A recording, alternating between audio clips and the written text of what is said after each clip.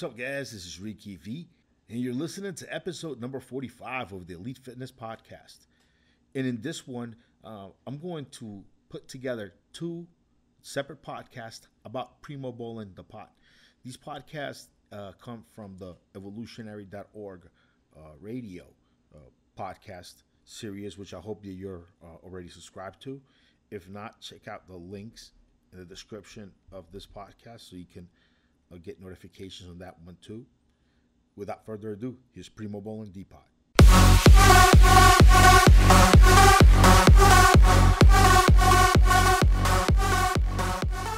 What's up, guys? Evolution.org podcast coming your way. Steve Smee here. Rick, what's up, man?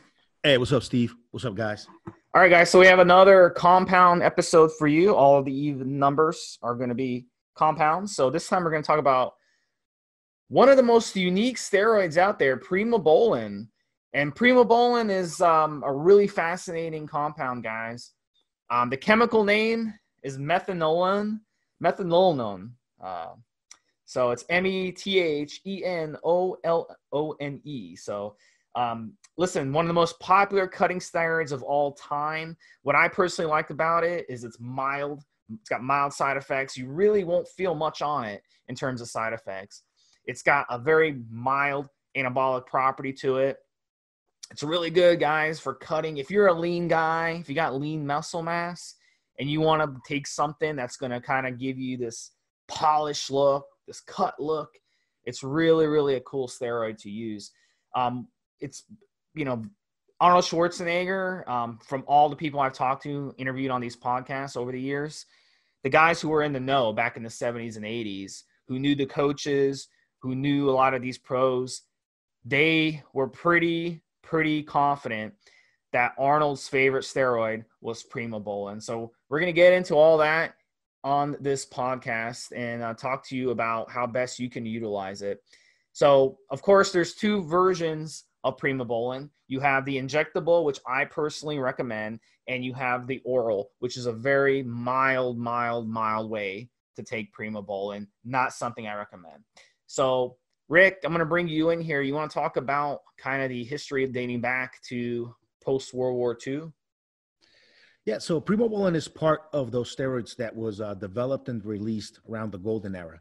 So it was first discovered around 1960, and they really started to be sold to the public around 1962. So at first, it was produced and marketed by the pharmaceutical company Squibb under the brand name Nabal.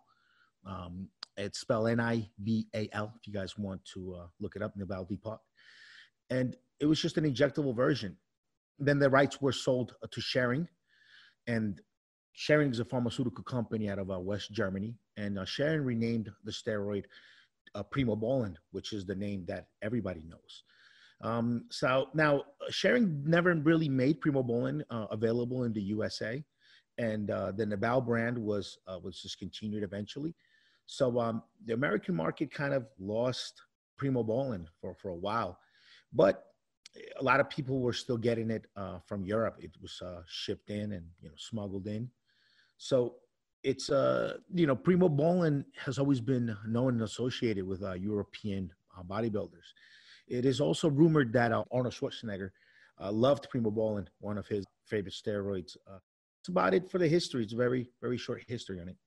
Yeah, so when Arnold reached his peak, of course, it was in the 70s, and he was winning, Mr. Olympia after Mr. Olympia. Then he came back, won Mr. Olympia again, I believe back in 1980. So he was killing it in the early to mid-70s, took a couple years off, then came back, and of course, he won again. And a lot of people said it was a popularity contest. But during the 70s and late 60s, Arnold, it was based on the people I've talked to, his favorite was Primobolan, like I said earlier. And what he would do, since Primobolan came in amps, they'd come in 100 milligram amps per milliliter. He'd basically take 1 amp a day. So he'd be taking 100 milligrams a day. So that was what his thing. And he put in a little D-ball with it. Maybe 5, 10, maybe 15 milligrams of D-ball to give it a little anergenic kick. And that's what he used. That's what Arnold used. So he was using 700 milligrams a week of the Primo and a little bit of D-ball here and there just to give it a little kick. That's all. That's all those guys in the 70s would typically use, and that's all he needed. He had tremendous genetics. He had his diet on point. He had his workouts dialed in perfectly, and he was able to put together one of the best bodies of all time. And obviously, during the 70s, he was known as the best bodybuilder. So, yeah, let's talk about some of the medical uses, Rick. Primobolan, one of the things, I'll let Rick jump in, but one of the interesting things that I've read about Primobolan is some of these HIV/AIDS doctors around the world have literally begged governments to legalize Primobolan because it's such an effective steroid to prevent muscle wasting with very limited side effects, and it's also really, really good for the immune system.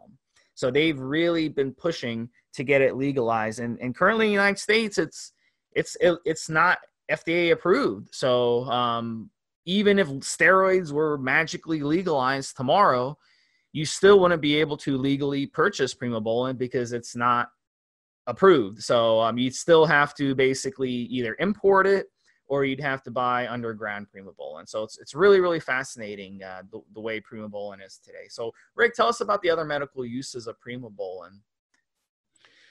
So just like Anabar, Primobolan is pretty mild. So it has been prescribed to women before.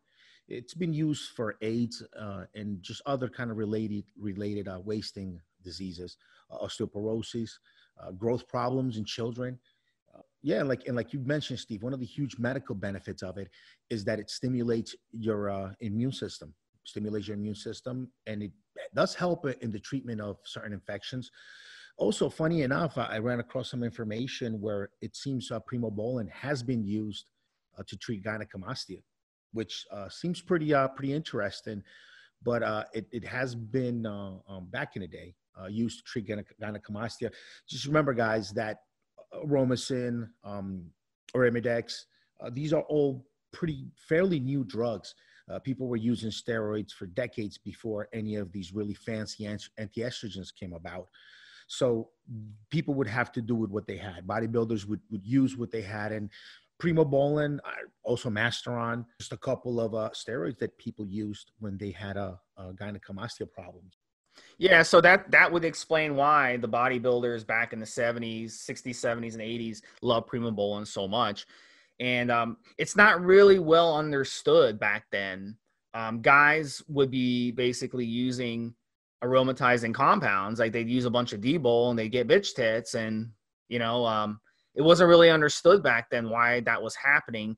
But when they used Primobolan, a bunch of Primobolan and very, very, very little D-bol, they wouldn't have to worry about the bitch tits. So that's what they rolled with, guys. It was a lot of trial and error. And the guys who were in the know back then. There was a lot of secret stuff, talked about. And maybe some guy like Arnold, who's actually an extremely intelligent person. I know he plays stupid people in movies. That's just the dumb bodybuilder stereotype. But in actuality, he's an extremely intelligent guy. This is a guy who won 2 terms for governor in California. And, this is a guy who's been, very, very successful businessman and all that. So he knew what he was doing. And some of the smartest bodybuilders of that time were able to take advantage of Primobolan. So it's excellent. Now, if we turn up to the history, Rick, to today, I've noticed the trend. A lot of guys, especially on forums, when you say Primobolan, they think it's a waste. They say it's too expensive. They say it's weak. They say it doesn't do anything. They say it's for females. And, that's a perfect example of the difference between the golden age physiques and the physiques of today, because that is kind of true. If you're looking to be, a Mr. Olympia today, you're not going to take Primobolan. You're going to take Trenbolone. You're going to take testosterone. You're going to take you're going to open up the big guns. You're not going to be on the Primobolan train. So I've noticed that lately, and a lot of guys disrespect Primobolan because of it is due to its cost and due to it being weak in nature. Is that something you've noticed too, Rick, over the years on forums, or am I off? Well, Primobolan is faked a lot.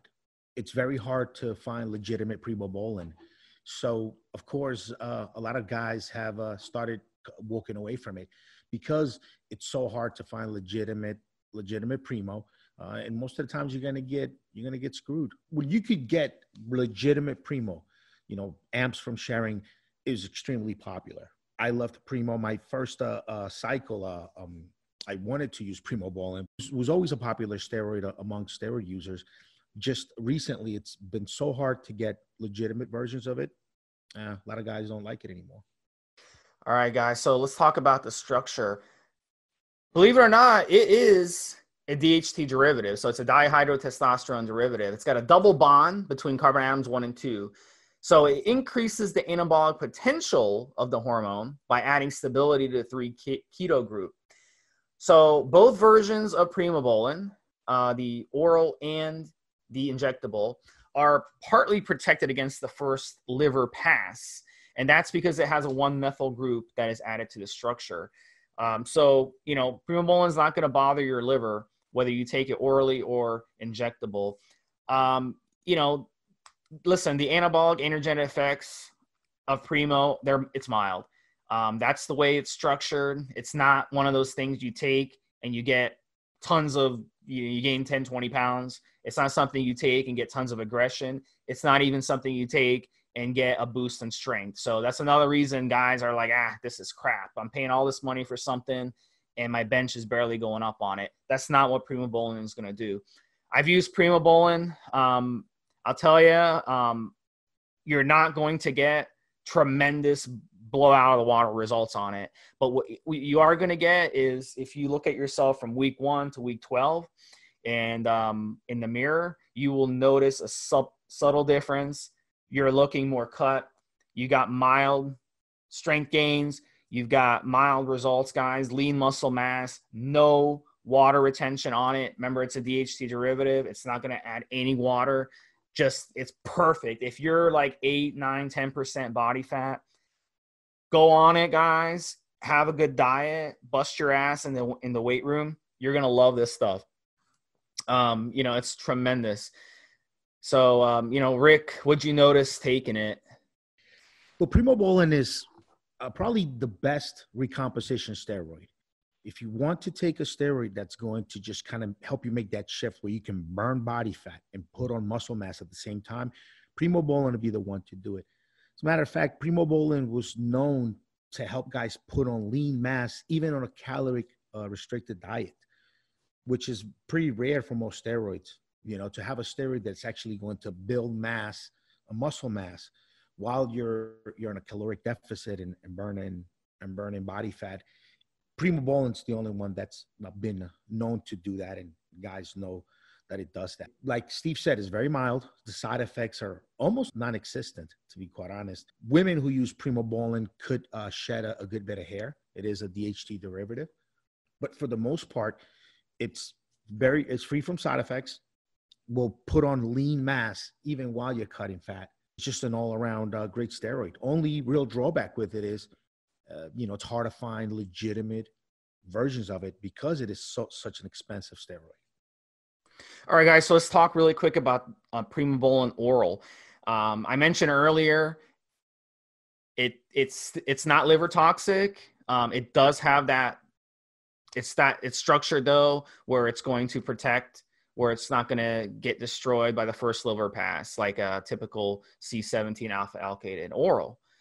So unfortunately, you're only going to get a little bit of the active substance that makes it in your bloodstream. So that's why I don't recommend the oral version, at least for men. Now, women, you can take the oral. That's okay because you don't need that much, steroids anyway. But men, I really recommend the injectable. So what you're going to find in the injectable today is most of the time, I'm talking about 90% of the time, and even 100% of the time with certain sources, you're going to find the ethanoate ester.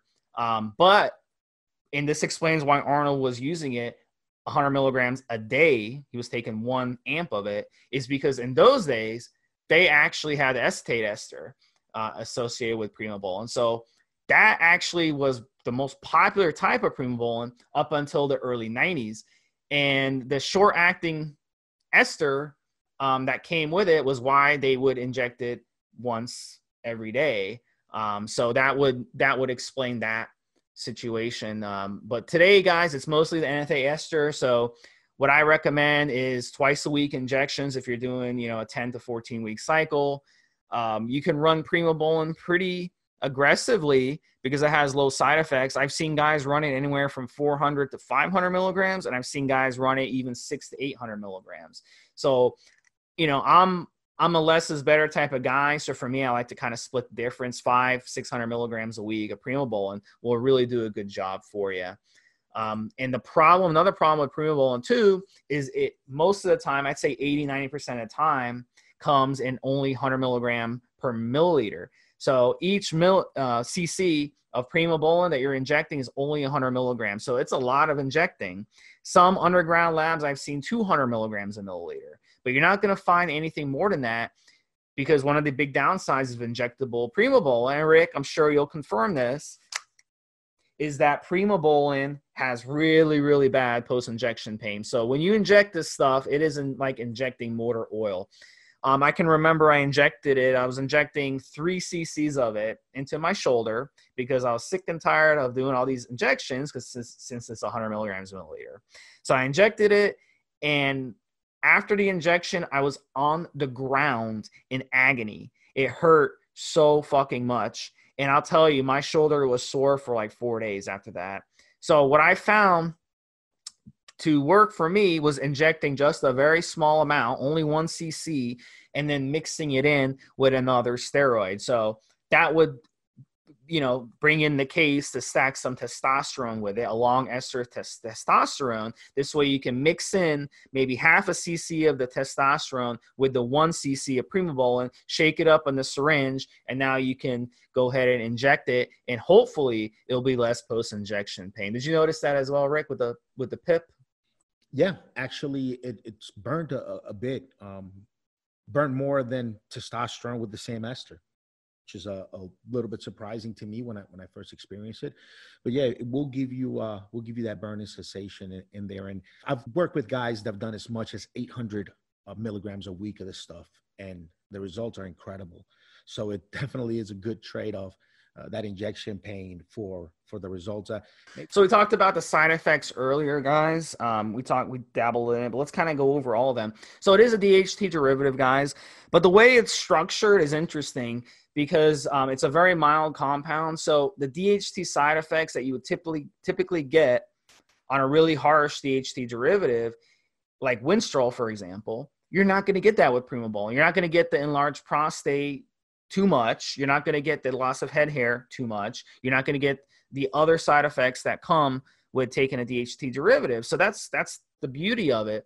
And you're also not going to get the androgenic side effects like the heart strain, the aggression, the acne, the oily skin, that sort of stuff. And then you're not going to get the estrogenic side effects that you would with other steroids, such as the gynecomastia, such as the water retention, the bloat, and the insomnia, and then the heart strain as well.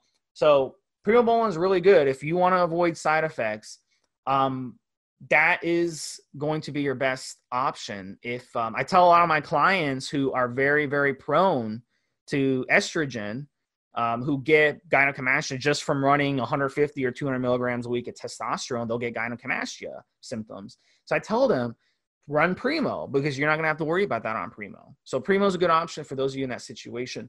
The one thing that Primo does do, guys, just like all anabolic steroids, is it will suppress you. It will shut you down. So what that means is when you take Primobolan, your pituitary glands are signaled to stop producing hormone. So you will definitely need a post-cycle therapy after Primobolan. Don't think you don't. And I highly recommend you only run Primobolan up to 12 or 14 weeks. You see a lot of guys on forums who recommend 16, 18, 20 weeks. The problem with that is the longer you stay on any steroid, the longer it's going to be and the harder it's going to be to recover when you come off. So please do not do that, guys. Rome wasn't built overnight. Greece wasn't built overnight. Take your time on this stuff, guys. There's no reason to run it more than 12 weeks even. I would just stop it at 12 weeks. So what? You're leaving gains on the table. I don't care. You will get more gains in the long term if you keep your HPTA healthy than just abusing steroids in the short term. Yes, it will suppress you, like any steroid will, especially at the higher dosages. And it'll fool you the same way Anavar does, where you're not feeling much side effects of anything, but it is doing some damage if you misuse it and you abuse the steroid.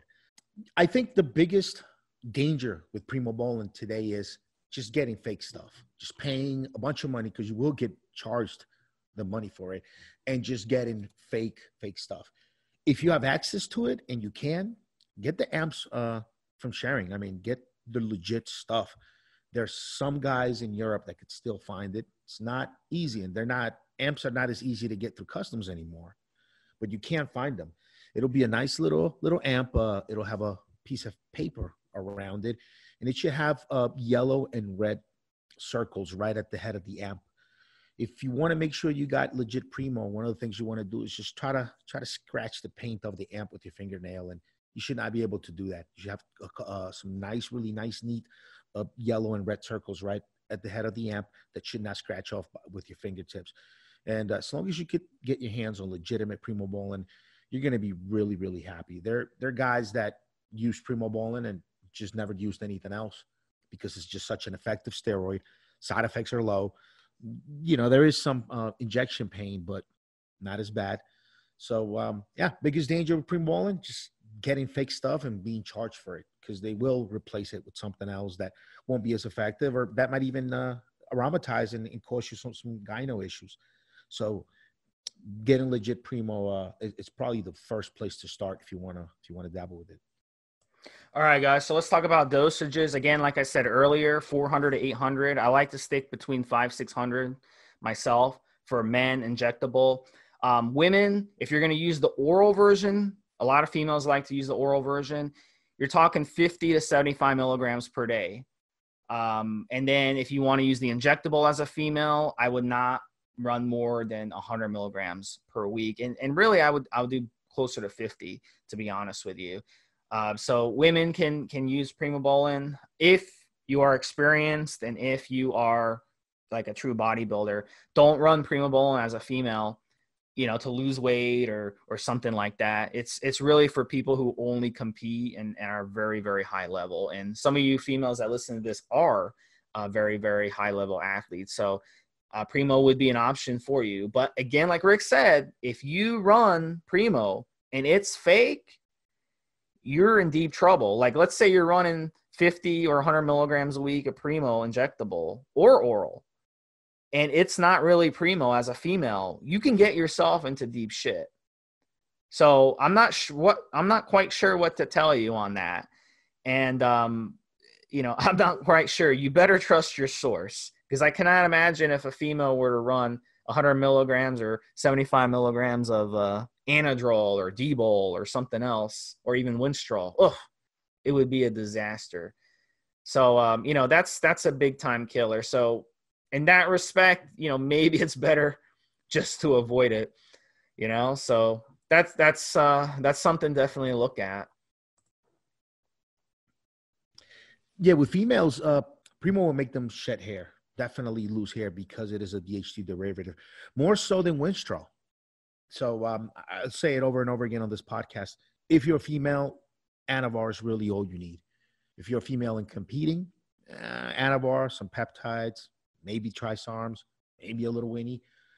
Primo's still not for you, not in my opinion, because as a female, you will lose hair from primo. It's number one side effect for women from primobolan. It also stays in your system if you get the enanthate version. It stays in your system quite a long time. So if you begin to develop some side effects, you're still in for a ride for a few more days. And as far as dosages go, about 800 is the most that I've worked with somebody doing, and they loved it, had great results on it. It is suppressive. Their testosterone levels did take a dive. It definitely suppressed from it. But besides that, not much else. This guy did a great recomposition with primobolan, dropped about 4 or 5% body fat in just a matter of a couple of months. I mean, just looked incredible. Just made a really huge shift in the way he looked. And yeah, primo will be one of those steroids that'll build mass even on caloric deficit. So yeah, guys. So The bottom line, guys, the lesson from this podcast, if you can find a legit primo, and sources out there, you got to do some digging to find a good quality source. If you find the legit primo, guys, 600 milligrams a week, throw in a little test with it, give it a little kick. I mean, you're looking at a tremendous cycle. It's going to be an expensive cycle, but it's going to be a tremendous cycle. And, at the end of the 12 weeks, you'll notice, you maybe are up a few pounds, but those few pounds are good mass. You're not going to blow up 10, 15 pounds of water and fat on it. So it really is a tremendous steroid. If I could pick one steroid to run, if I, had a gun to my head and they said, you know what, you're only allowed to run one steroid the rest of your life or we're going to kill you, I'd be like, give me Primo. Primo's, Same here. Tremendous. Yeah. I agree. Just because I like, if you like the 70s look of the golden age of bodybuilding, if you like that look, then that's for you. But if you like the today look of the Mr. Olympia 300-pound monsters, then Primo is not for you. If you're a power lifter and you want to break your all-time PRs in strength, Primo is not for you. But if you like the 70s look, the early 80s look, Primo is something that you're going to really, really enjoy. And, so let's talk about some of the stacks, Rick. I'm curious to hear your opinion on the stacks. My favorite stack of Primo, like I said, 600 milligrams, a little bit of test, maybe 125, 150 milligrams of test, long ester, mix them together in the same syringe, so it's less pip. You'd also do a little debol with the Primo, like Arnold style of cycling. Another option for you too, HGH. You can throw in like 2.5, 3 IUs of HGH a day with the Primo, and that would help boost the fat loss. That would help boost the immune effect. That would help boost some of your other lean muscle mass on it. If you can afford to do that, that's another good option with Primo. You don't really need to stack Primo with a mild compound because it's already mild. So stacking Anavar with it or stacking T-Bol with it, I don't see the point in doing that. But I know some guys do it. Instead of doing that, it would probably make more sense just to up your Primo dose a little bit. I mean, that would make more sense to me than just adding a mild steroid after mild steroid after mild steroid. So, that's how I like to run it. Rick, what's your opinion on some of the options guys have to run it? Let's say someone was competing for physique and they wanted to run Primo. How would you tell them to run it? And what's your opinion otherwise? If you're in a mass gaining phase and you're using Primobolan, Dianabol, testosterone, great stacks with it. Primo Dianabol was the rumored to be Arnold's favorite combination, correct? So that's a great combination. If you're looking to drop body fat, to lean up, Primobolan and Anavar, it's a no-brainer. You can also throw in some Primobolan and Winstrol, but even as a guy, I'd be a little bit afraid of knocking my hair out too badly with both of those at the same time. But Primobolan, Turinabol, Primobolan, Anavar, very, very good compounds, very good stacks for losing weight and for getting shredded. Primobolan, testosterone, it's just a great combination. I like testosterone. It goes great with everything, in my opinion.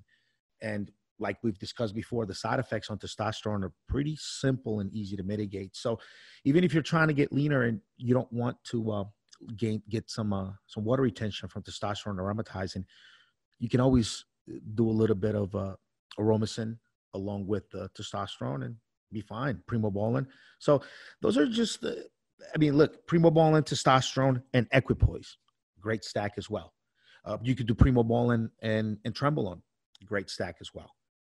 Primobolan, testosterone, Trenbolone, and maybe a little bit of a kickstart with Anavar or Turinabol.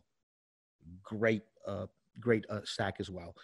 And look, if you can find legitimate Primobolan and you have the cash to spend, I would just do straight Primobolan, 700-800 mg a week. Maybe a little bit of testosterone in there, a little testosterone base if you're older guy a little bit with some anti-E's, and you're good to go. I mean, ideally, look, Primobolan, except for the fact that it is faked so much and except for the fact that it's almost impossible to find legitimate versions of it now. Except for that, it's probably close to the perfect steroid for any guy out there looking to just gain hard, solid mass that you're able to keep after the cycle while you're dropping body fat. It really is the perfect recomposition steroid if you're trying to make a shift and do both things at once. And like Steve mentioned, it's permanent mass. If you gain 5 pounds on that primobolan cycle, you get 10 pounds on that primobolan cycle. It is not going to be hard to keep that at all. Just make sure you cycle off properly. HC generate, make sure HC generate ES if you're an older guy, and cycle off properly, and you will be able to hold on to that mass, no problem. Not the same thing can be said when you make dianabol gains, equipoise gains, even some testosterone gains. It's different. Primobolan, the gains are coming slower, but they're way more permanent. They're way easier to hold on to. Wouldn't you agree? Absolutely. It's true out of any situation, guys. When you have fast gains, everyone wants fast gains. Okay, especially these days. We live in a society where, we're a victim of our own success when it comes to technology. Like back, when I was younger, if you wanted information, you'd have to go to the library, check out a couple books, take them home, read them. Then you go back, you get a couple more books. Now you just go on Google everything, and you get information instantly. If you want to know the score of the game, now you can just go pull up on your phone, on your iPhone, and follow the game right on your iPhone. When I was a kid, if I wanted to know the score of the game, I had to wait till the next day for the newspaper to come out. Then I have to go on there. We didn't even have ESPN when I was a kid. ESPN didn't even really exist yet. So I didn't even have cable as a kid. So, things have changed now, guys. Everyone wants fast results. But if you want to stay patient, if you want to build your body over the long term, running the more conservative steroids makes a lot of sense. So that's an option for you guys. And, we'll talk about some aggressive steroids. We've talked about Trenbolone. We'll talk about steroids like Primobolan. So we'll let you guys decide what you like better. Anything else to add, Rick, before we finish? I think we covered most of it. Yeah, Primobolan is a great steroid. Just try to find a legitimate version of it. If you can get the human grade version of it, get it. If I had it available to me, human grade, it would be what I would use. But in my personal situation, I can get testosterone human grade. I get equipoise veterinarian grade. And that's what I stick to. I'll admit I have a little bit of a stash of some methylated prohormones from back in the day. And I'll indulge in some of those once in a while with some Entugar to keep my liver safe. But Primobolan would be right in there if I could just find a good, legitimate plug for it. Maybe somebody in Europe is listening to the podcast and can hit me up. But it would be one of my go-to compounds if I could just get it legitimately. So that's my last thought on it now that we did the podcast on it. And I remember how awesome it was using Primobolan in the early 2000s, and just incredible results I got from it and felt great on it. No side effects. It's just an awesome steroid. It's just that one issue we have today. It's very hard to get legitimate stuff nowadays.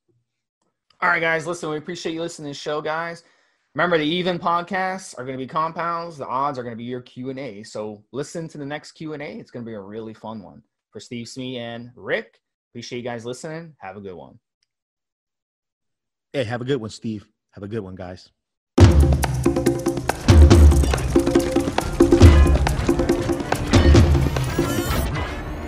Guys, this is the required legal disclaimer. We are only sharing our experience from years of steroid use. We are not doctors, and none of what we say should be regarded as medical advice. Always check with your doctor before taking any drugs or starting any training program.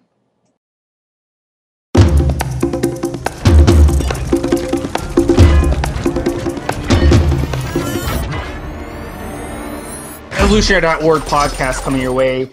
We're doing another Primobolan episode. Steve Smee here and Rick in the house. What's up, buddy?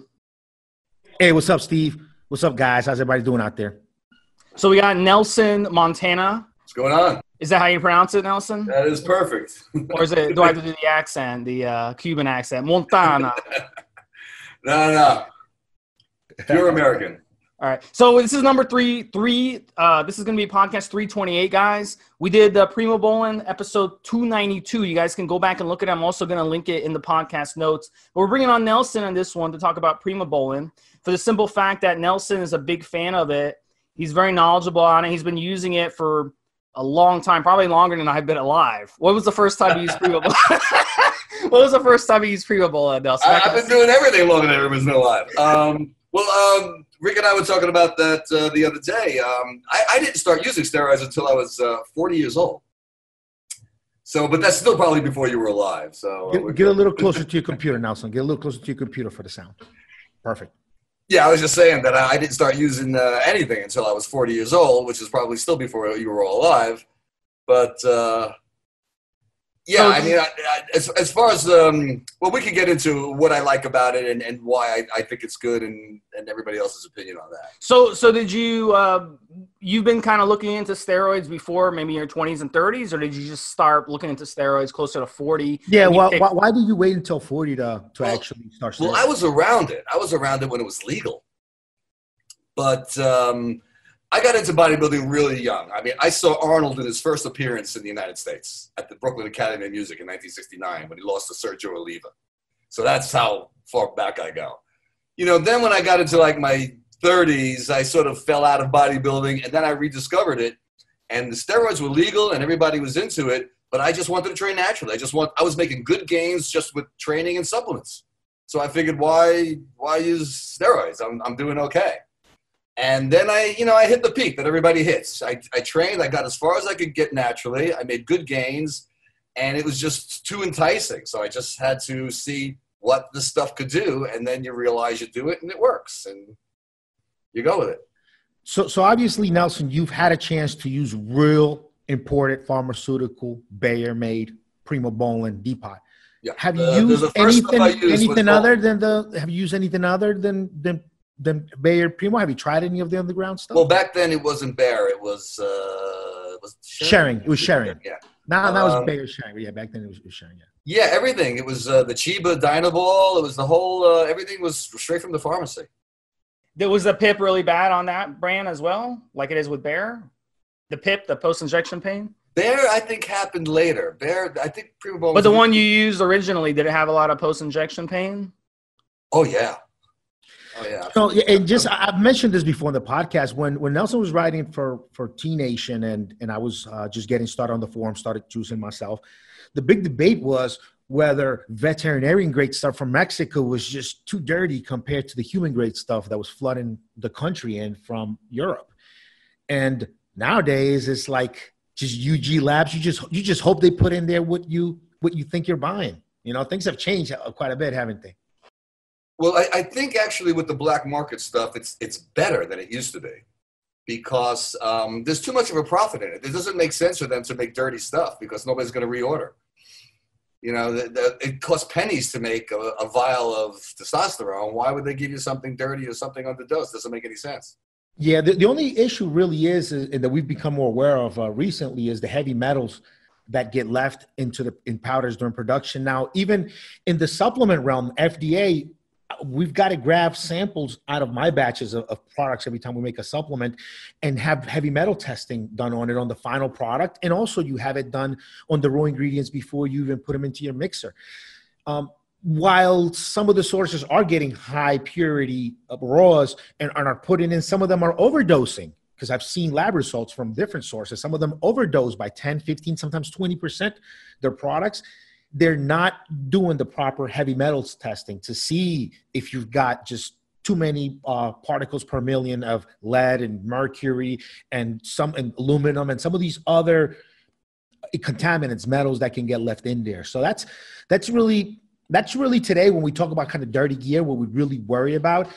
As far as contamination with bacteria and things like that, man, they've gotten so good with these carriers and these solvents and the process that you don't hear much about stuff giving people infections, but obviously the heavy metals is a problem that you don't see right away. It's something that could or maybe won't manifest itself later on in life, but you could be just basically shooting heavy metals into your body because they don't, the underground labs are not required to even test for that. Everybody's so worried about potency or just getting what you want to get that they forget about that important end of it is poisoning yourself. Well, that's the risk, that you're dealing with a black market compound and it can't be taken lightly. But what could you do? You got to If you're going to So decide to use maybe I missed the answer, but so have you done anything other than them sharing Primo? Have you tried some of the underground lab shit as far as Primo? Oh yeah. What do you think about it? Some of it is I think comparable. Yeah. But have you gotten screwed? Because you know when you're really when you know a steroid, you just know that smell, that taste you even get after some shots that make it to your lungs. You kind of begin to know it. Did you think you ever got something underground lab that was swapped out that wasn't Primo? A couple of times. Here's the thing: if you're a seasoned Primo user, and I just want to state first of all, I'm not a big high dose gear guy anyway. I mean, we would talk about this. I'm more of a health guy. I've used them in the past just as sort of a supplement to natural training. But when you use Primo enough, you know what it's like. We were talking about this the other day. To a lot of people, if you give them 25 mgs of equipoise, 25 mgs of testosterone and tell them it's Primo, they won't know the difference. It'll be like, oh yeah, I got some gains. I didn't get any side effects. I guess that's what Primo is. But one thing about Primo that you really is the giveaway is the not the injection pain. It's the pain the following day at the injection site. It hurts. I don't know. It's the reason why you can only put 100 milligrams in a mill. You know, which is why I really am a little suspect of some of these companies that say they're putting 200 milligrams into a Primobolan into a milligram, 200 mgs into a milligram. I don't even think that's possible. So. Yeah, into a milliliter. Yeah, some of the underground labs use 200 milligram a milliliter. So you just never know. The oils can hold it. The oils can hold it, but whether somebody wants to go through the injection pain or not, you know, the high concentration stuff really started coming around with the underground labs with the first set of Mexican underground labs, like Brovel. Like Brovel was actually legit, but like Quality Vet, Animal Power. Denkow had a T400 product. It was 400 milligrams of testosterone in 1 cc, and it give every single guy that used it flu-like symptoms. I don't know if you guys remember that T400 from the Denkow back in the day, but yeah, the sources, the underground labs really started going above what the pharmaceutical companies were doing as far as how much weight they were putting in each milliliter. So but I think that the oils can hold it. The oils can hold it. You'd be surprised how much shit you can put in an oil. Oils can hold it. When you get raw equipoise and you mix that, it's already almost oil. You know, I mean, you could fit a lot of EQ into a cc of the gear if you really tried. You know, some of it with the longer ester chains is already almost waxy or oily. Well, yeah. Speaking of equipoise, a lot of people think that it's similar to Primobolan, but they're actually very, very different drugs, and they work different ways. Same thing with Masteron. People compare Masteron to Primobolan. They're almost opposites. Because Masteron is pure androgen. And Masteron, the effects, we spoke about that also, the effects of Masteron go away as soon as you stop using it. It's just a hardener.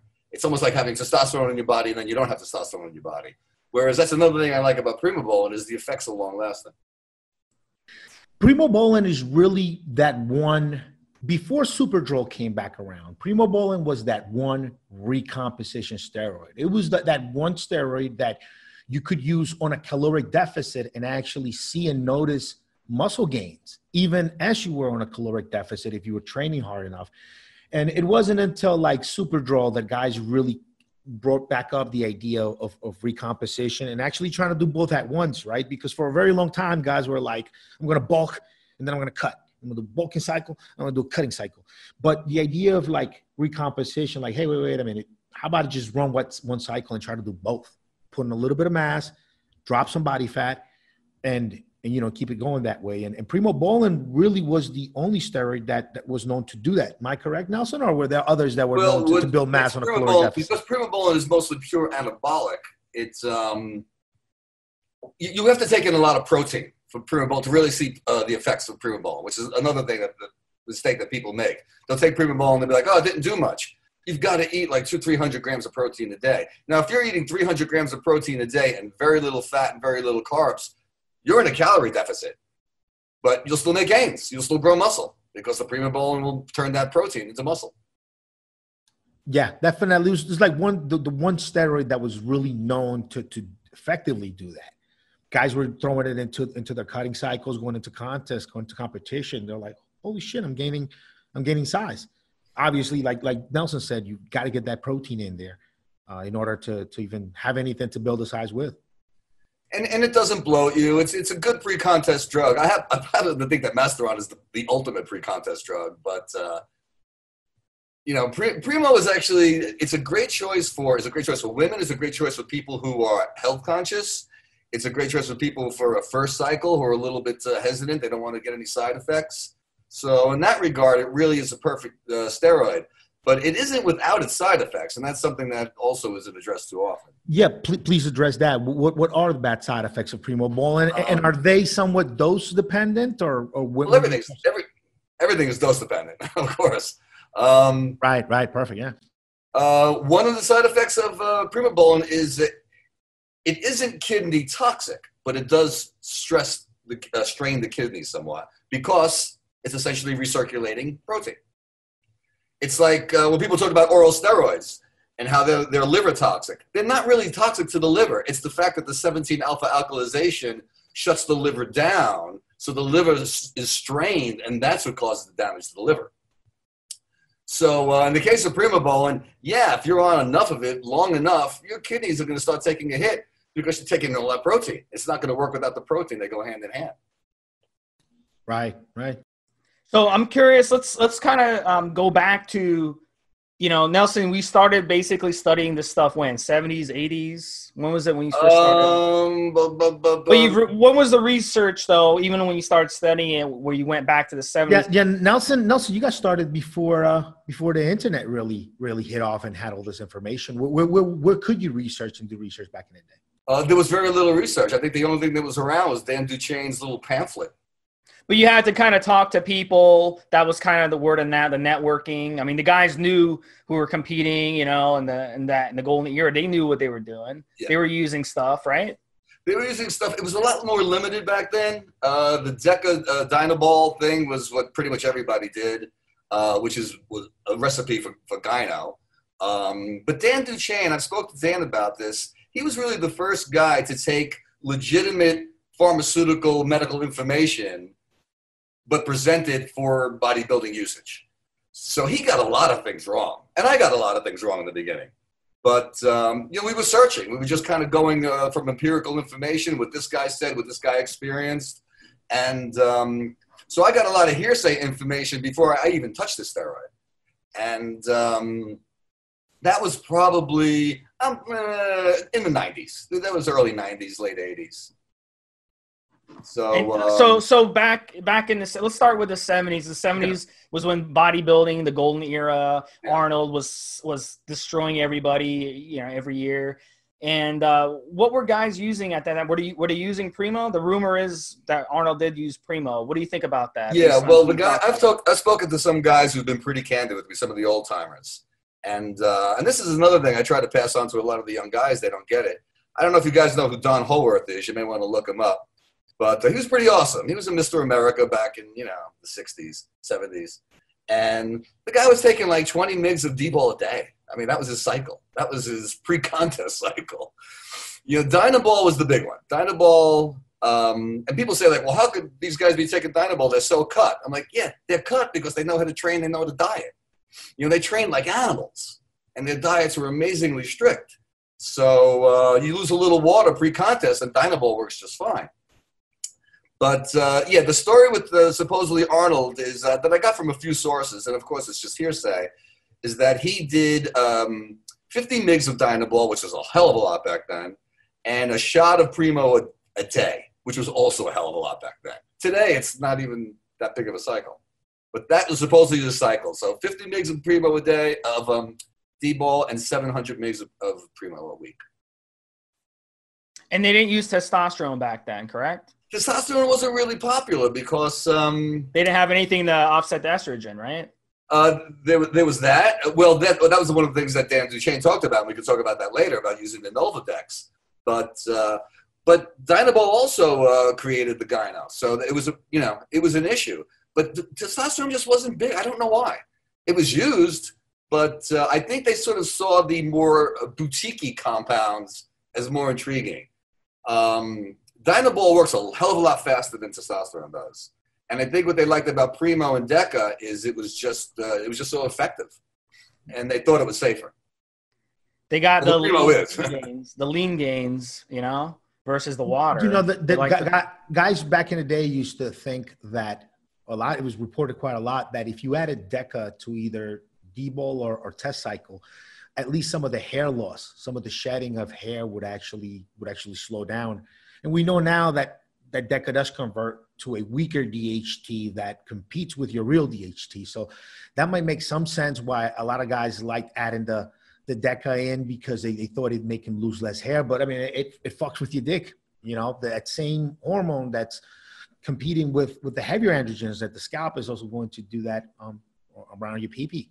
Well, yeah, I mean, the whole thing with Deca was that it wasn't supposed to be suppressive, but it's more suppressive. I'm not a fan of Deca. I tried it a few times. I think there are better drugs. I think there's some steroids that if you add them in a small enough dose, they'll have some of the benefits you want, like maybe slowing down hair loss, like maybe in the case of Trenbolone, making the way everything else you're taking works even better. But you don't need a lot of it. Like I think Deca, if you only did 100, maybe 200 mgs a week, that's it for your total cycle. I think it'll give you some of the benefits of slowing down hair loss a little bit. I think Deca is a great size drug. What was that? I think Deca is a great size drug. You blow up on Deca, no doubt about it. Some of these steroids that have a lot of side effects, I think guys just go over it. You might, Deca, you might only need to pump 100, 200 mgs a week, and it's not going to build up until about week four anyway. It'll still kill your dick. But yeah, week 4 will kill your dick. It really could. So why are you taking it? Take testosterone. Well, what we found, obviously, and I think you were around for this, is that if you started taking testosterone at twice the amount of the Deca, it'll keep you from getting that Deca dick, and you can still add Deca to your cycle. Okay, so you're taking 400 milligrams of testosterone and 200 milligrams of Deca. 600 mg cycle, yeah. So why not just take 600 milligrams of testosterone? Makes sense. That absolutely makes sense. And I guess you're talking to a guy, me, and I say this over and over on the podcast. The only thing I really do nowadays is testosterone, because I can get legitimate Bayer pharmaceutical grade testosterone, and I do a little bit of equipoise because I can get legitimate veterinarian grade made Ganabol 50. Besides that, I don't really mess with much of any other injectables. Right now, I'm doing a little bit Anavar for a report that I'm writing on my experience with it. But besides that, honestly, after doing steroids now and messing with different compounds for a couple of decades, if you know what the fuck you're doing and you're dedicated, testosterone will get you there. So I definitely agree. You just need a little bit of testosterone, and it'll get you most places you want to get to with your physique. If you're just dedicated, you give it enough time, and you have everything else right. The diet, the training, everything else is in order. Well, I've said this. I think in a lot of ways, all steroids are pretty much testosterone. Except for the trend, but that's another situation. You got to watch out for equipoise, because one thing you don't hear too much about equipoise is it really thickens the blood. It increases blood volume, but it also thickens the blood. A lot, yeah. Too much equipoise can lead to problems. Everybody thinks it's a safe drug, but the reason it's a veterinarian drug is it was originally designed for humans, but they abandoned it. And the AMA kind of knows some things. There's a reason they abandoned it.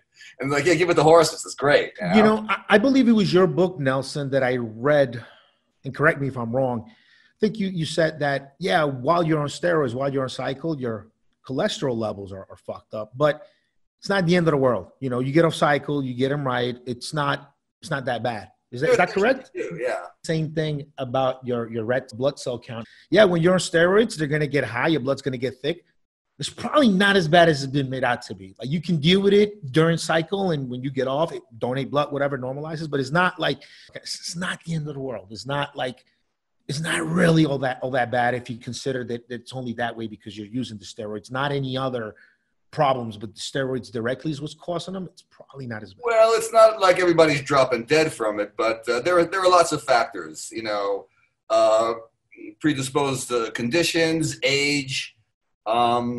It's just, it's always good to be aware of what each one of these drugs do. I mean, we're not popping Flintstone vitamins here. I mean, these are drugs. And, you know, if you're interested in your health, you want to put the risk to benefit ratio in your favor. You know, so I'm not saying that so if you're going to use equipoise, don't look at it like, oh, that's a safe drug, so I'm going to use 600 milligrams of that on top of my this and the other thing. You know, you want to be able to kind of balance everything out. I tend to lean right towards testosterone and primobolan because testosterone is natural. We have the same molecule in our body, and primobolan is essentially mild and pretty much all anabolic. So if you're looking to grow muscle, primobolan is a pretty clean drug. You know, the reason Primo is not one of my favorite drugs that I use now is because I personally can't confidently get a good, steady supply of good human-grade Primo. It's all going to be underground lab. So on that regard, I'd rather not mess with it because it's the most expensive steroid out there, so it's faked the most, for one. Two, it could have heavy metals if it's coming from somebody's bathtub. So it's kind of why I've fallen into testosterone and EQ. They're the two that sit well with my body and the two that I can confidently get good, clean, potent, some governing body is overseeing the lab that produces it in some regard. Well, how would you know that the testosterone is clean or the equipoise doesn't have? Well, the best I can do is make sure that the test comes from a pharmacy and it's made by Bayer, and that's what I do. I get Bayer sharing testosterone. I get Nevito or Testoviron, and I can just walk into Pharmacia and get that. And you know, I'm only cycle when I'm out of the States. Yeah. And the Ganabol, again, it's a local company that makes it. They make a lot of other stuff for cattle and for that industry, and they're trusted company. So I feel good about those because the stuff going on now with the underground labs is pretty insane, bro. These guys have no oversight. Nobody checks them out. Some of them don't even request the proper certificates of analysis from their supplier when they get it. I mean, it's kind of useless to have that from a supplier anyway, because there's no chain of custody, no way of knowing if the scoop that got tested came out of the bag that you're getting. So, you know, it's been an issue. You know, there's some guys that are trying to do it right, but there are a lot of them out there that don't give a fuck. We don't see stuff like Debo or testosterone fake because they're so cheap. So Primobolan, yes, though. Primobolan is expensive, so of course they're going to try to, you know, they're going to try to make fakes. But Nelson, why do you think Primobolan is so expensive in the first place? Was it expensive back in the 70s and 80s as it is today, or is the price has just gone up? It was a little bit more. I think when it went through a period where it became very popular, that may have been a factor in the price. I don't know if the compound itself just cost a little bit more. That I'm not sure of. But I will say this. It's very likely it still isn't that expensive. They're just charging what they can get. I think it's because the FDA banned it, because they did the same thing with Anavar. They banned it, and then Anavar came back. And everybody wants it. And then when it came back, the demand was so high, the price was sky high, and it's never come down since. And people are just keep paying for it. Right. So I wonder if that has something to do with it. And in the case of Anavar, I think when people are buying 20 mgs of Anavar, they're really buying 10 mgs of Winstrol. Yeah, I mean, there's no way if you're doing underground, they fake that all the time too. So. Oh yeah, you could pass off a 50-50 mix of testosterone and Masteron and tell somebody is Primobolan, and that's if you're trying to be nice. You know, you do 50-50 Masteron, testosterone, and no newbie in the world is going to know the difference between that or Primobolan. Other than Masteron, the effects will go away like 10 minutes after you stop using it. Yeah, again, no newbie would, but I mean, if you're in the game and you're like, wait, Primo, you know exactly, even like the smell of it. Like I don't know how people get fake Tren. Tren changes the way my mouth tastes seconds after injection. Like you just know. I've never done Tren, so I can't speak on that.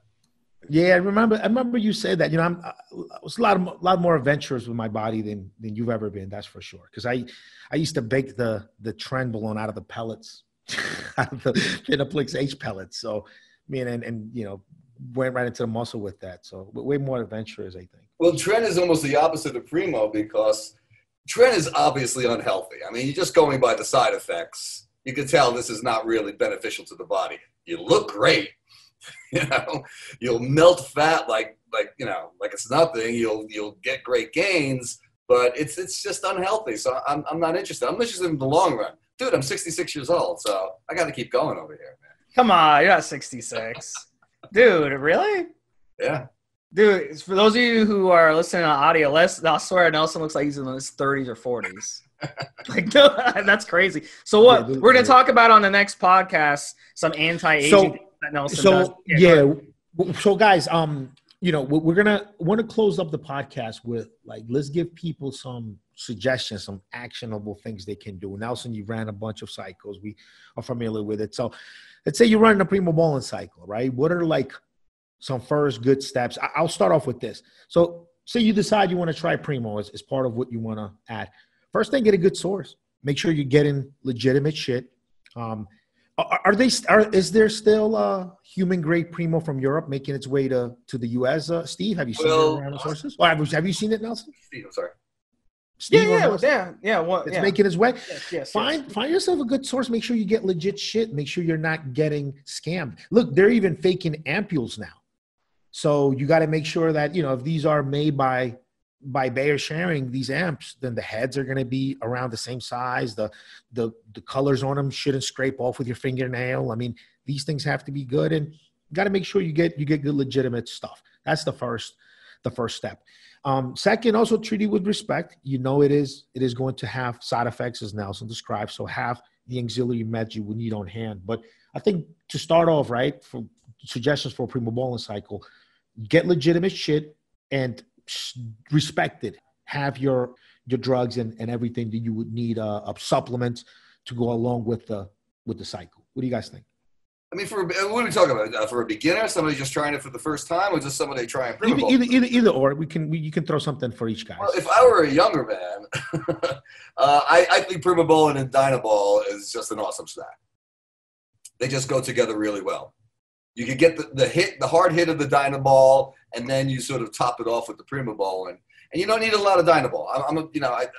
I see people taking 50 mgs a day. It's crazy.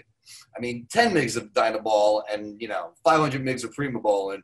If you can't grow on that, if you can't make progress on that, get out of the game because you suck. Yeah, you don't have it. You don't have it if you can't grow on that. It's as simple as that. That's a simple cycle. All you got to do. How long, Nelson? Well, I was telling Rick that the first article that got me on the map is an article called Steroids for Health, which was the first advocation of short cycles. I believe if you do short cycles, you can recover quicker and you can get back on sooner and maintain your gains because the gains are slight. You hold on to 5 pounds of muscle, you train that 5 pounds of muscle, a couple of months later, you do another short cycle. So I'm a believer of like 6 weeks, which sounds really short to a lot of people. But that's old school. That's the way the guys did it in the old days. And it works. And you avoid a lot of complications that way. And tell us about Oral Primo. We talked about it on the pre-show. You don't recommend it, right? It's a great idea. I love the concept of it. And it's not 17 alpha alkylated, so there's no liver toxicity whatsoever. So it seems like a great idea. Acetate ester. It's got an acetate ester, yeah. Acetate ester. Yeah. It's not. So it's just so damn weak. I mean, if you would need to take, let's say you have to take $30 worth of pills a day, you might as well take $30 worth. I mean, HMB does something if you took $30 a day worth of it, So I just don't see the point of the oral Primo Bowling, unfortunately. There was a guy asking about oral testosterone on the canoe, the Andriol, on the forums the other day. And there's some of these steroids that are just best injected, but guys still choose to use some of the oral versions of it. There's testosterone decanoate, the Primo, also the Winstrol. I always thought Winstrol was best just shot, boom. But guys would rather, squirt the liquid into their mouth a couple of times per day instead of just hitting it once a day. I don't know. I don't know why. If you're scared of needles, maybe don't even think about steroids. I think, right? What? Well, Winstrol, whether you shoot it or drink it or whatever, or take a pill, it's still the same drug. And it's also the only drug that the veterinarian version and the human version are exactly the same thing. Yeah. With the Winstrol, when you shoot it and you put the steroid into the muscle, the water dissipates, you get a little bit of crystallization. It takes it a little while to get out of that muscle there. When you ingest it, I mean, you're putting it through your digestive system. It can separate the fillers, put everything to the side, and get it into your blood system a lot quicker. So that's why guys who did the Winstrol would only shoot it you once every 24 hours. But if you're drinking it, you want to drink it a couple of times, at least twice a day, maybe three, really to get decent levels going. The delivery is a little different. It doesn't stay in your system that long. It's still a 17 alpha. It's still, 17 AA. Yeah, once it's in the blood system, is in and out at the same time. It's out in a day. It takes it a little bit longer to trickle into the blood when you encapsulate it. Basically, when you put it into the muscle, than it is when it's going through the small intestine, obviously.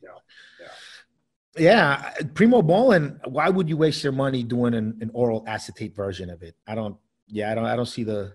I didn't even was it even really clinically effective for people doing the acetate? It works anabolically, but the I don't know why, but for some reason it's just so weak and so ineffective. I mentioned HMB, which is kind of a joke steroid, but HMB has been shown in study to be anabolic. It's just so slight that you're not going to see any results from it unless you take a bottle a day. It's kind of the same thing with the Primobolan. It's like, yeah, I guess technically it's anabolic and it works, but from my personal experience, I tried it. It just didn't seem to do anything. And other people sort of agree with that assessment. So, Nelson, with your Primo, I want to finish up the show, though, go over your history with Primo. Is Primo the steroid that you would recommend for someone who's looking to compete today? Or do you think, you know what, sorry, but Primo's just not going to get it done if you want to compete at the high, even regional levels anymore, because everyone's blasting tons of tren and tons. So is Primo even something that a competitor should even look at, or are they just going to be adding anything is an addition. I have a friend who, I shouldn't say his name, but he just competed and he got his pro card. And he likes Primo, but it's on top of everything else. So, it's one of those things like it's a little added extra anabolism. But these days, I mean, it's competitive bodybuilding is two things. It's genetics. It's your affinity for the steroids. Some people just have more receptor sites for them. Digress a little bit. You take somebody like Dorian. Take somebody like Dave Palumbo. Look at Dave Palumbo today. He looks like kind of a normal guy. And he was like a monster. He had great affinity for the drugs. But as soon as you stop the drugs, then you got to depend on what you really built. And, he looks good, but he's not a monster. So Primobolan for a competitor, yeah, but these days you really have to be willing to be a walking science experiment to compete at the pro level. You just have to be willing to take as much of everything as you can. I did a interview with Craig Titus. Remember Craig Titus, the guy who's Yep. for murder and all that crazy shit? Yeah, that guy, yeah. He said that he thought that anything over a gram was worthless. He said, but he took 2 grams because he figures the other guy's taking more and it gives me another ounce of muscle. I'm going to take that extra gram. So there you have it. I mean, that's competitive bodybuilding. That's a completely different world from what we're involved with, what I think most of our listeners are involved with. And anybody who really wants to be a pro, man, you better look pretty awesome right out of the gate. Otherwise you're kidding yourself. It's a pipe dream. And yeah, also, genetics, both your musculature, how good you look, how well your body reacts to the training, to the steroids, and also you don't get sick from them. There are guys who just get fucked up sick, all kinds of stuff. Guy, skin breaks out uncontrollably just from a little bit of steroids, a small cycle. You watch guys just do one little bottle of pro hormones, and their nipples will be lactating. So, yeah. That guy is never going to be able to run a couple of grams of testosterone per week because he's just not. His body won't handle it. It's part of the genetic package you need to have to be at pro level. And you see these guys, they'll say like, well, testosterone gives me bitch tits. What else do I take? I'm like, dude, if that's your reaction to it, don't think about competing. It's not for you. So it's a different world. I think it's funny. I've known guys who are pros. I've spoken to a lot of big contest winners. They're not necessarily all that even knowledgeable. I mean, I think guys on message boards probably know more about the chemistry of steroids than some of these. They just take this shit and they grow. It's just that's their reality. I always tell people just to go to like an NFL training camp. I don't know if you follow football, But if you've ever been to like a Jets or Giants training camp where you get to sign autographs and stuff, just go up to these guys up in person. Their biceps are as big as like your head. I mean, it's just insane how these guys are genetic freaks, but they're not necessarily knowledgeable about football. They don't know the X's and O's. They just do what the coach tells them to do. And they're just amazing, gifted genetics. And it's the same thing in bodybuilding. People don't grasp that. They think, for some reason, they think bodybuilding is not like another professional sport. They think you just take some steroids and lift weights and eat what Jay Cutler eats and they'll turn into the next. Why do you think that is? Is that just years of marketing and bullshit? Like by, Well, bodybuilding went through different stages. If you all know who Vince Gironda was, I mean, the guy was just a brilliant trainer back in the 60s. He really investigated every way you could build a little extra ounce of muscle. And that's what attracted me to bodybuilding. And that's what attracted me to natural bodybuilding. So there was this sort of scientific, intellectual approach to it.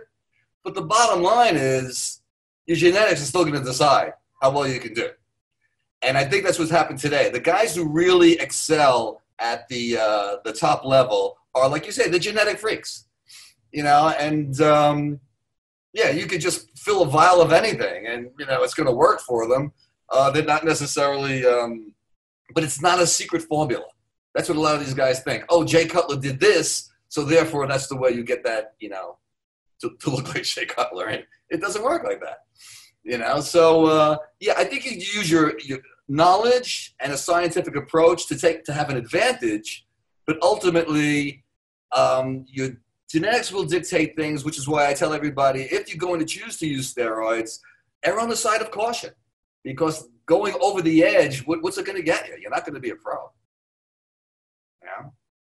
All right, guys. So, Rick, Nelson, any final thoughts before we close up? I think we hit pretty much everything about this topic. We're going to have we're going to keep Nelson on for our next podcast, guys. Listen to it. It's going to be number 329. And Nelson's very, very, I don't know what the word is, very, very excited. He's a very knowledgeable guest and has some really good thoughts. So we're going to definitely ask him some interesting questions on the next podcast. Anything else you want to add, Nelson, before we close this one up about Primo? What's your final thoughts on Primo? At the end of the day, you love it. You recommend it for normal gym rats? Yeah, I think it's good. At the end of the day, well, I'm on testosterone replacement right now, so I'm not taking anything. But I think that Primo would be a great adjunct for testosterone replacement as well. I think if you're going to do a cycle, it's just a nice addition, not necessarily on top of a boatload of steroids, but if you want to sort of work out, if you can use a gram a week of something, making the majority of that of Primobolan would probably be a smart way to go. All right, great podcast, guys. Yep. Hey, guys, just to close it up. So yesterday, Nelson and I recorded the first episode of what we hope is going to be one little weekly segment we're going to do. It's called The Age of Muscle. So you guys can go to theageofmuscle.com, ageofmuscle.com. We're actually securing that URL now. And you can listen to the podcast. There's going to be a podcast for older men, guys, about 40, around Nelson and my age. And we're going to discuss, really open up more. You just brought Vince Gironda up. I'm part of the Vince Gironda group on Facebook. It's got over 4,000 members. And definitely we're going to focus a lot and talk a lot about some of these old school training principles, how to stay fit and how to stay healthy and looking good all the way in through your 60s, 70s. And that's going to be part of the podcast. I use these podcasts not just to bring information to you guys, but it helps me along in my own journey, in my own personal journey and everything that I'm going through. And I realized, hey, going into 40 now, I'm going to be 40 next month. Fuck. I need to take long-term health and long-term just my body being solid, being bulletproof long-term. I need to take that really way more serious. And that needs to be, I do regret starting steroids so early on. I do regret certain cycles that I shouldn't have done. Didn't keep the muscle from it. Spent a bunch of cash and probably hurt myself in ways that I might not know for how long, if how bad it'll be. So doing this segment with Nelson every week is going to help me, hopefully help you guys out there. Stay motivated. Stay mindful that we need to stay healthy, body and mind. Going into old age, this is when the ailments begin to hit you. This is when people get on medication. This is when you stop doing certain activities that you enjoy doing. This, at 40, going to 50 to 60, they're really, this is the age where you have to take care of yourself, and you can't experiment with your body as much as you used to. And you, even in the gym, you have to just slow those reps down more. I notice my joints hurt more when I try to bust out reps, really fast, the way I did, my wrestling days, MMA days. You just bust out low weights and got to move slower now. So that's going to be a whole journey we're going to go on. Focus of the podcast is going to be fitness, drugs, love, everything for older men, and how to keep that going. So I'm hoping doing the podcast every week will keep you guys that listen motivated, informed, and it'll keep myself and Nelson also on the path. Make sure that we, it's a part of our personal journey. So yeah, guys, The Age of Muscle, old school training principles, small doses, a really healthy, conscious older man. We're going to stay off these fucking medications. We're just going to stay off all of this Lipitor and all this shit. We're going to deal with it with diet, clarity of mind, and good daily habits, so we can stay strong and healthy into old age. Close up with a little joke I got from my doctor. I'm turning 30 years old, and I'm with my doctor at the office, and I'm like, doc, fuck, I was looking through some pictures yesterday. I look nothing like I did when I was 20. These last 10 years have been hard. And he goes, Rick, don't worry about it. You're about to get into the easy part, because when you turn 40, you're going to look pretty much a lot like you look now that you're 30. I mean, you're not going to change much from 30 to 40, to be honest. He says, but get ready, because going from 40 to 50, that's a different fucking story. That's fucking rough. So that's the jump that I'm taking in my life now, going from 40 to 50, and hopefully doing these podcasts and staying connected to the people, staying connected to the guys that are hitting the gym and are still chasing their goals and chasing that the best physique that they can get.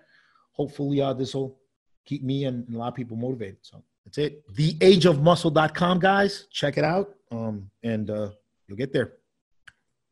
All right, guys. So we're going to head to 329. We're going to keep Nelson for the next podcast. So, guys, listen to that one. That should be out in a few days for Steve Smee, Rick, and Nelson. Another episode of Evolutionary Radio, number 328. This is the one we just did. We'll talk to you guys in a few days. See you then. Have a good one, Steve. Have a good one, Nelson. Have a good one, guys. Bye-bye.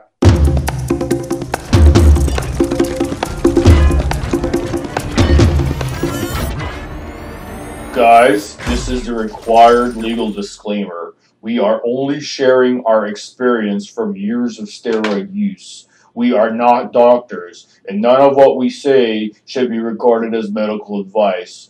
Always check with your doctor before taking any drugs or starting any training program.